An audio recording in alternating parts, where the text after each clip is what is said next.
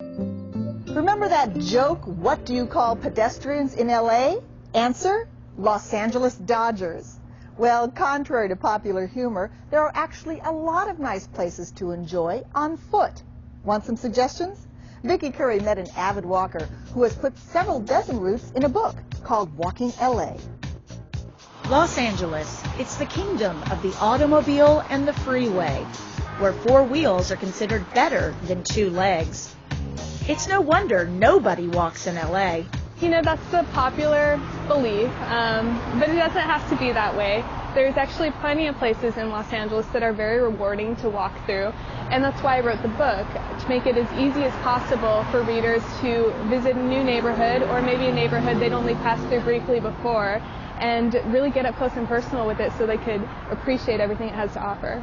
I asked Erin Mahoney, author of Walking LA, to show me some of her favorite places to walk around town. So we're here in Los Feliz, which is a little village, and there's actually quite a lot of neighborhoods like this sort of scattered throughout the LA area. Definitely. Larchmont comes to mind, Main Street in Venice, we were talking about, Santa Monica, Montana Avenue. There's a lot of nice little streets, neighborhood streets with great restaurants and shops, independent bookstores, movie theaters. Lots of ways to kill an afternoon here. A street like this is a perfect example of one that you might drive on over and over again and yet not really notice the details of it until you get out and walk. Exactly. I mean, look at, these are just these adorable cafes. You know, the bookstore I mentioned earlier, the movie theater, they're independent businesses, and they have that really quaint neighborhood feel. The only way to really get to know any new area is by walking. It's like you said, you see so much more on foot than you do by car. It's really essential to understanding a new place.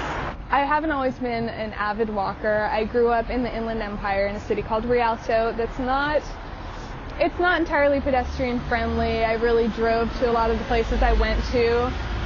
It's not really the most scenic place. But once I moved to Los Angeles, I really found myself looking for opportunities to walk whenever possible, because I did want to get to know the city better. Another of Mahoney's favorite walks is hidden in the hills by the Hollywood Bowl. It's a neighborhood called Hightower.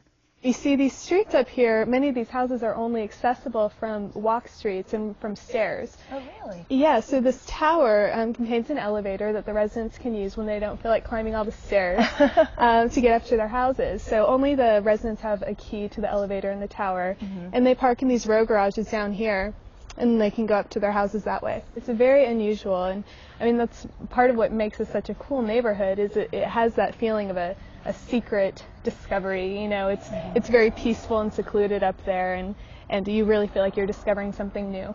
So even if you don't live in this neighborhood, these pedestrian walkways are open to anyone. Yeah, if you know where to find them, then they're accessible to you. So this is definitely a good example of an LA walk that you probably wouldn't think of otherwise. Right, exactly. A sort of hidden treasure. Wow, it looks like if we just take the sidewalk up a couple of flights, we get this view. Yeah, it's fabulous. You get a view over, I think we're looking southeast, and then downtown is over there. You can't see it because Whitley Heights is actually in the way, but you've still got a lovely view of a good part of Los Angeles right here. It's pretty cool. You walk up those sort of tree-covered steps and then come upon a vista like this. Yes, beautiful open view. You don't get a lot of that in some of the overdeveloped areas of Los Angeles. This is where you end up when you climb all the stairs up here, or if you're a resident, when you take the Hightower elevator. And what's so great about this neighborhood is it just has this wonderfully secluded, peaceful feeling to it. Right, so this is only a pedestrian walkway, and you is. can only get to these houses via this sidewalk. Right, not accessible by car. That's amazing. Yeah. It's really beautiful. It is. It's a lot of fun, and it's a nice little escape from the city. Our next stop was back in the city, at the end of Santa Monica Boulevard, where it meets Sunset.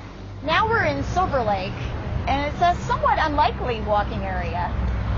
You know, in some senses it is, because it's got the busy streets and everything, but there's a lot of great hidden stairway walks up in the hills here. And then this area, Sunset Junction, is a wonderful area to walk along because there's so many great shops and cafes. There's always little things that you're going to find, an interesting store or a restaurant, or the architecture. I mean, Los Angeles has so much to offer in terms of architecture. I think Angelino Heights is a wonderful example, the Victorian homes up above Echo Park Lake. Throughout her book, Mahoney points out parts of LA that many people may not know about. Almost any of the walks would be unknown to a certain segment of the population because people tend to be a little more comfortable in their area where they live, where they work. There are a few walks that include more popular tourist destinations. For example, the Venice walk includes the boardwalk, and Venice is actually a wonderful find for people who don't realize that there's canals there. And the canals are just so lovely and quaint, and a lot of people don't realize that they're there, and it's a very peaceful place to walk around. And then throughout Los Angeles, pretty much any neighborhood where there's hills, there's all these great hidden staircases. And I think that's a very interesting find for people who don't really get on foot to explore those neighborhoods and see those secret stairways tucked between the houses. This is a perfect example of these hidden stairways that we were talking about.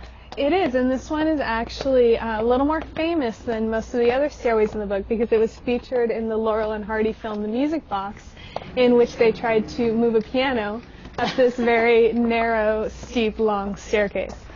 Well, and what's amazing to me personally is KCET is located nearby, and this is just south of Sunset Boulevard. I drive by here at least twice a day on Sunset, and I've never once turned down this street and known that these steps were right here, even though I've heard about them from the film.